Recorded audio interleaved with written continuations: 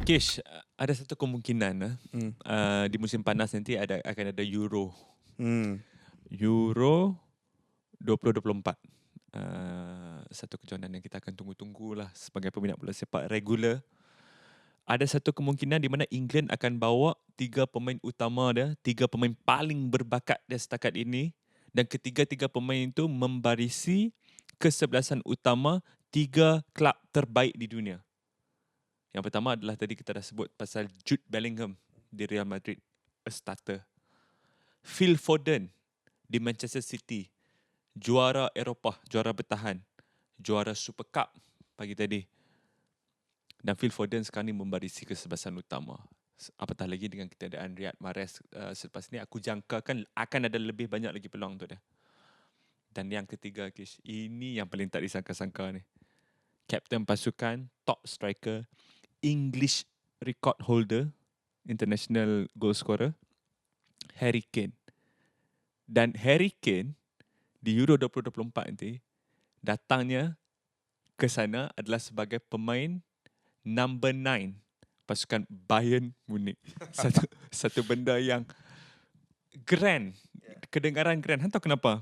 Sebab sukar untuk kita bayangkan sebelum ni. Mungkin 2 tahun lepas ni 2 tahun lepas saya ingat di musim panas ketika dia pun release satu interview dengan Gary Neville dan dia masa dia orang main golf sama-sama dan dia kata memang ada ambition dia untuk bermain di top club. Tapi kita tahu macam mana Daniel Levy held on to him dan macam mana dia juga pada akhirnya terpaksa menghormati kontrak dia dengan Spurs yang dia dah sign untuk satu jangka masa yang sangat panjang. Dan ada kemungkinan bahawa kita ni peminat bola sepak regular ni dah terima bahawa Kane ni hidup mati di Tottenham Hotspur, a great goal scorer, sayangnya tidak bermain di pasukan 5 bintang. Sekarang ini dia sudah pun berada di pasukan 5 bintang Bayern Munich, Kish. Ini adalah perpindahan yang makes so much sense. It ticks all the box. Aku faham ramai orang-orang yang pro EPL ni dok cakap, alah apa guna kau pergi kat Bayern Munich. Apa main Bundesliga? Korang sabar jap. Bola sepak ni bukan berpaksikan Liga Perdana Inggeris sahaja. Kau tahu tak Bayern Munich tu how big of an footballing institution Bayern Munich tu. Untuk hang ada peluang menyarung jersey Bayern Munich, untuk hang ada peluang beraksi dalam sebuah stadium yang memiliki daya sokongan yang luar biasa macam Bayern Munich ada, it's a once in a lifetime experience. Bukan selalu kelab-kelab at the size of Bayern Munich, Real Madrid semua akan datang mencari pemain. Dan even more so kerana kita tahu perseteruan yang ada di antara Germany dan England. Dan kalau hang seorang penyerang England, kalau hang kapten skuad kebangsaan England, untuk hang menerima tawaran daripada pasukan terbesar di Germany, it wouldn't happen easily unless hang ni adalah seorang pemain yang luar biasa. Yang once in a lifetime sort of player lah. And that's what Harry Kane is. Dan aku rasa ni adalah perpindahan yang completely make sense. Even from a footballing point of view. Kalau tengok corak permainan dia, Harry Kane, apa kekuatan utama dia? Dia adalah goal scorer, but at the same time he's a really good creator. Right? As a goal scorer, kita sedia maklum Bayern Munich masih belum menggantikan Robert Lewandowski. Eksperimen mereka dengan Sadio Mane tahun lepas tidak menghasilkan keputusan yang terlalu positif. So mereka masih memerlukan seorang number 9 yang boleh menjaringkan gol dengan konsisten. And that's what Harry Kane will give you.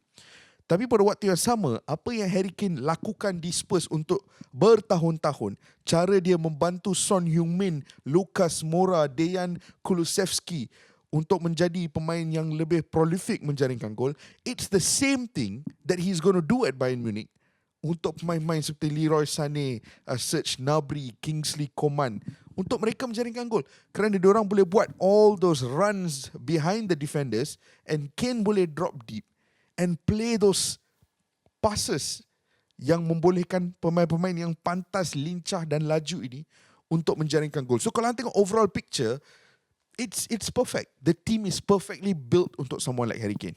Aku rasa beneficiaries, orang yang terima kelebihan daripada perpindahan Kane ke Bayern ni adalah semua orang kecuali seorang. Seorang tu adalah Ange Postecoglou lah. Kesian aku tengok dia. Masa first week tu agak lost. Memang kurang berat tu, weight tu kurang 50% lah bila Harry Kane ni tak ada kan. Tetapi macam Han cakap tadi Han dah sebut pasal the advantage yang pemain-pemain macam Serge Gnabry, Kingsley Coman, Leroy Sané akan terima bila kedatangan dia di sana kan. Aku nak cakap juga yang Thomas Tuchel pun boleh menarik nafas lega kerana dia tidak lagi harus mengharungi satu musim dengan hanya Eric Maxim Choupo-Moting di depan. Make no mistake, Choupo-Moting is a very good player, very good super sub, tapi dia bukan Harry Kane. Penyokong Bayern ni, aku ada dengar satu fakta bahawa di hari pengumuman Bayern adalah hari yang sama mereka akan bermain German Cup lawan dengan RB Leipzig. Semua orang tahu how it went. Megastore Bayern jual 10,000 Bayern jersey. 10,000 lai. 10,000 lai. Dan 10,000 lai itu adalah rekod jualan jersey terbanyak sepanjang 100 tahun lebih Bayern bertapak di Bavaria tu. Itu adalah impact. Sekarang ni ada satu Englishman yang sebelum ini tak ada siapa anggap yang Messiah mereka akan datang daripada England. Tak ada siapa. Tak ada siapa yang Tak ada siapa yang sebelum jagakan. ni. Jadi penyokong pun bergembira. Ada seorang pemain berkelas dunia yang baru di sana. Ketiga yang bergembira adalah hierarki dalam Bayern Munich. Kerana apa? Aku ingat Kish, bila Fabrizio Romano kata representatif daripada Bayern sudah sampai di London untuk mengadakan pertemuan dengan Daniel Levy berkenaan dengan Harry Kane. Pada masa tu, bila aku tengok berita itu, aku kata Harry Kane is off to Bayern. Baru nak nego. Sebab kena faham satu benda. The Germans, they wouldn't come to you and live without getting what they want. Dia orang takkan tinggalkan Munich untuk ke London dan tak dapat apa yang mereka nak. Seminggu selepas itu Kane sampai ke Bayern. Jadi semua operasi ini lebih banyak beneficiaries. Daniel Levy juga adalah benefactor yang antara benefactor terbesar. 100 juta. Aku dapat feeling bahawa at the last minute hang baca tak report yang Harry Kane dengan keluarga dia dah sampai Stansted Airport tapi tak boleh nak berlepas sebab Bayern cakap tunggu dulu. That's when Daniel Levy trying to milk Bayern. Dia cuba untuk mendapatkan lebih duit di saat-saat akhir. Credit to Daniel Levy lah sebagai seorang football operator, dia jalankan tugas dia lah. Jadi lebih banyak benefactor daripada risk dekat sini. So, rasa macam all the stars are aligned. Mungkin 2 tahun lepas ketika dia buat interview tu dan Bayern mai beli dia, mungkin tak jadi se-smooth ni lah kan. Waktu tu pun mereka masih ada Lewandowski dan semuanya kan. Namun, Kish, harus diingat Bayern adalah sebuah klub yang sangat ruthless. Tengok apa yang terjadi dekat Sadio Mane. A very likable guy, a European champion, a Premier League champion. Tetapi bagaimana media menghukum dia minggu demi minggu, bagaimana rakan sepasukan dia sendiri disebabkan dia bukannya orang Jerman tidak begitu menyokong dia di hadapan publik. Macam mana Nagelsmann yang sebelum ini menjaga dia dengan sangat baik mempertahankan dia, tidak lagi dia ada protection tu selepas Thomas Tuchel datang sehingga akhirnya dipaksa keluar daripada klub. Hang kena ingat satu benda ini not impossible to happen to Kane.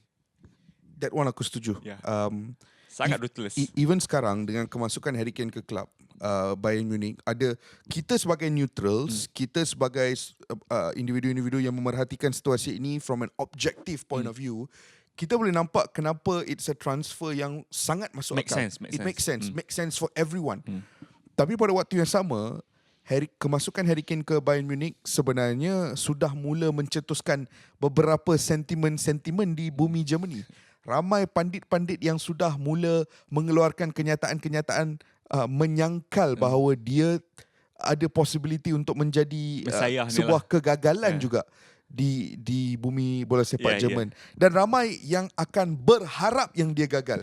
Especially ramai orang-orang yang ada nationalistic pride, yang ada this German ego, yang mereka lebih dominant dan superior. Hang bayang, kelab terbesar di Germany menang segala trofi di Eropah, diketuai dengan seorang penyerang England. Ramai di orang di Germany yang tak mau naratif tersebut, yang tak nak naratif tersebut.